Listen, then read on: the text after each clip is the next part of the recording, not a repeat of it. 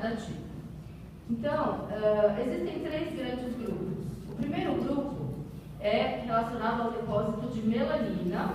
O segundo grupo, hipertransparência da pele, com maior visibilidade de vasos e musculatura, já que essa é uma pele muito fina.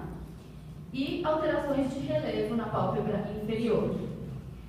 Cada tipo pode prevalecer num determinado grupo, numa determinada faixa etária, numa determinada localização ou idade. Então, por exemplo, os asiáticos eles têm mais a olheira tipo vascular.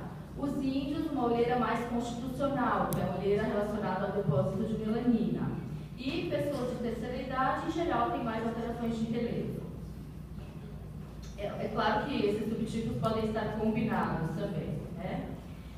Então, a olheira constitucional, que é idiopática, ela é congênita, ela se deve ao depósito de melanina na derme e na epiderme e acomete mais mulheres adultas com olhos e cabelos escuros.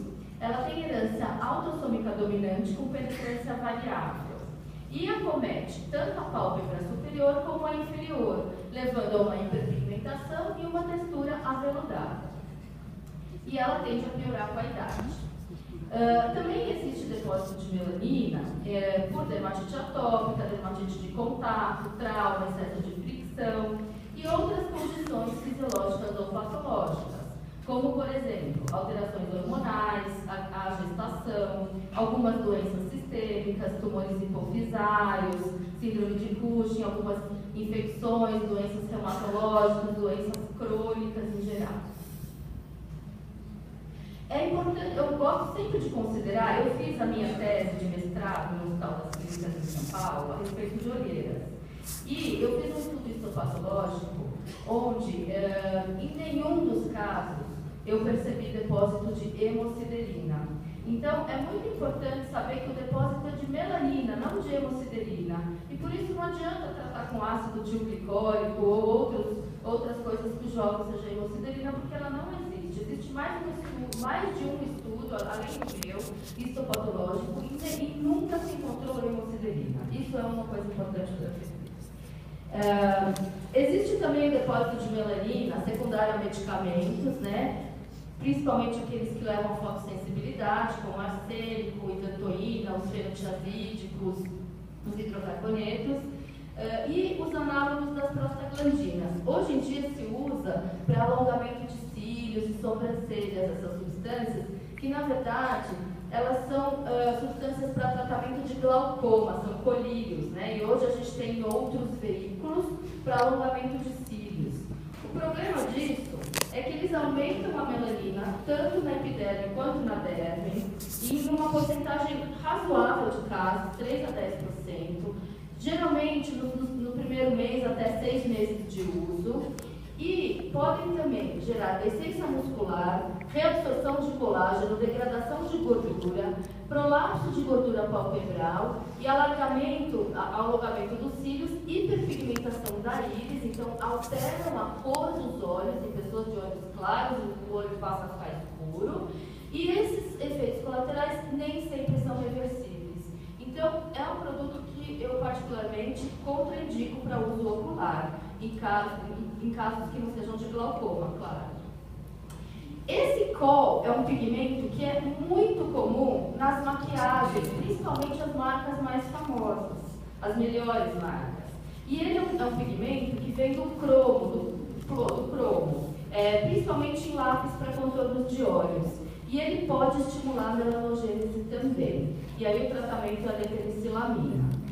A radiação ultravioleta também pode pigmentar a pele, né? E existe um artigo que fala, um estudo, que mostra que a pele tem linhas de demarcação, ou seja, são áreas da pele que naturalmente são mais pigmentadas.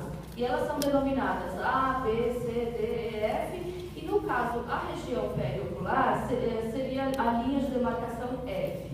Então, esse trabalho, ele defende que talvez essa linha de demarcação natural seja a mesma coisa que essa olheira congênita, que na verdade a olheira congênita seja apenas uma área de hiperpigmentação natural da pele. É uma hipótese. tratamento para o depósito de melanina: dermabrasão, os pins químicos, né, despigmentantes tópicos. Quando são efêmides, a crioterapia, ou laser, ou luz pulsada.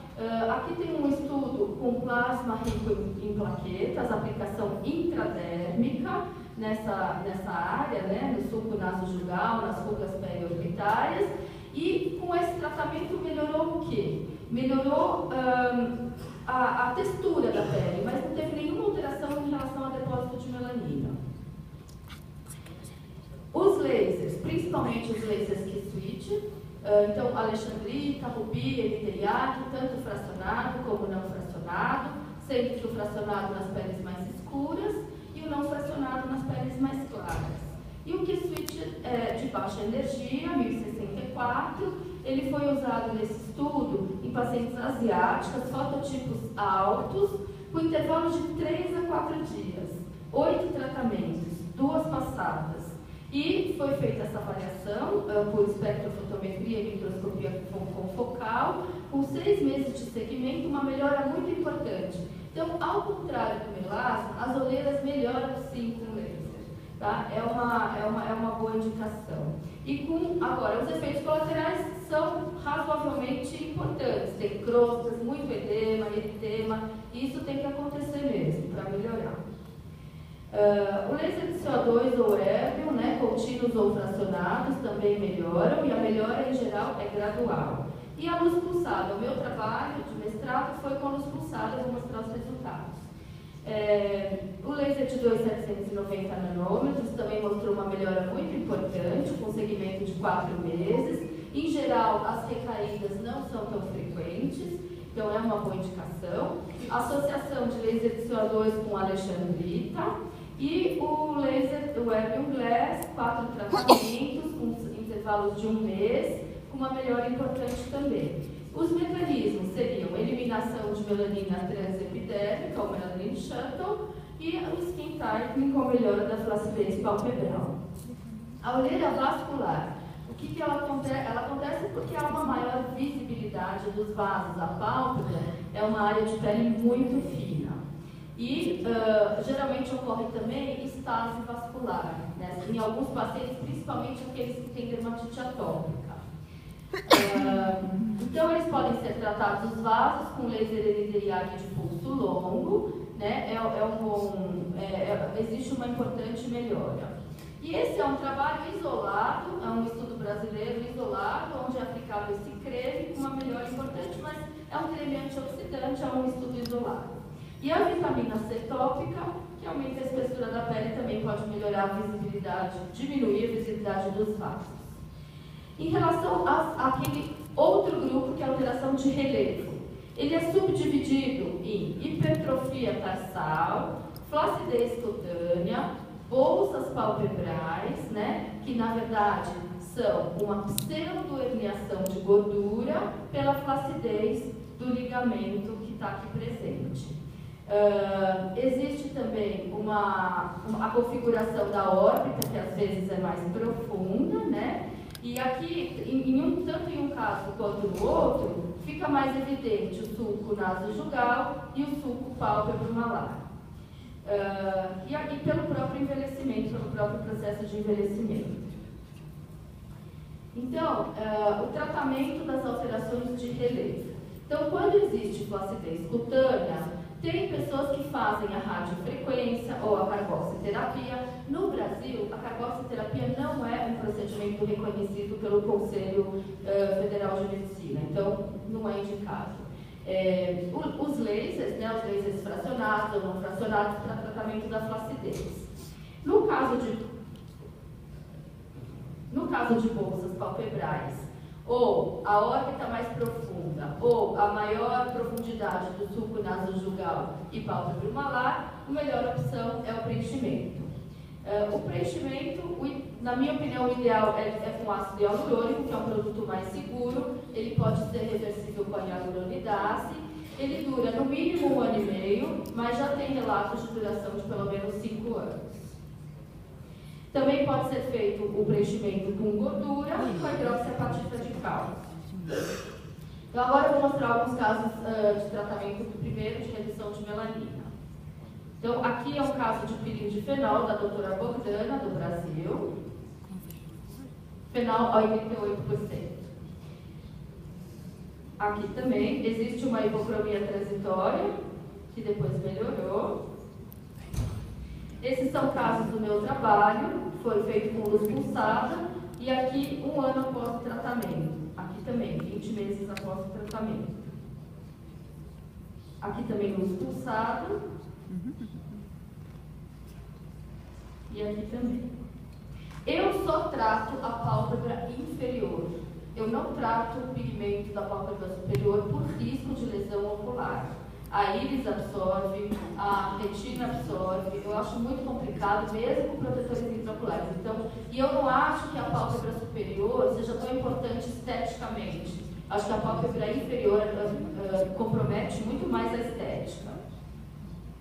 Aqui são efeitos colaterais, né, tem um pouquinho de edema. Essa paciente, assim ela era pré-tratamento, 2 anos depois. Ela voltou 4 anos depois, com alguma recorrência, e aqui foi retratada e melhorou. Aqui as crostas, né? E aqui, esse caso é antes e depois, hiperpigmentação pós-inflamatória, que normalmente é transitória, né? Aqui é imediatamente após, né? Forma crosta, pode ficar escuro, aqui imediatamente após a sessão. E essa é uma paciente que eu comparei, eu tratei primeiro, eu comparei o laser de Rubi com a luz pulsada. O laser de Rubi deu um edema muito grande, hipocromia, então na época eu optei por não usar mais. É muito importante a proteção intraocular, intra e extra. Eu faço todos os tipos de proteção possível para tratar essa área. Antes do tratamento, depois do tratamento, o uso de compressas geladas, eu sempre deixo corticosteroides tópicos por uns 5 dias, protetor solar tinto, evitar a manipulação do local e posição mais elevada para diminuir um pouquinho o edema.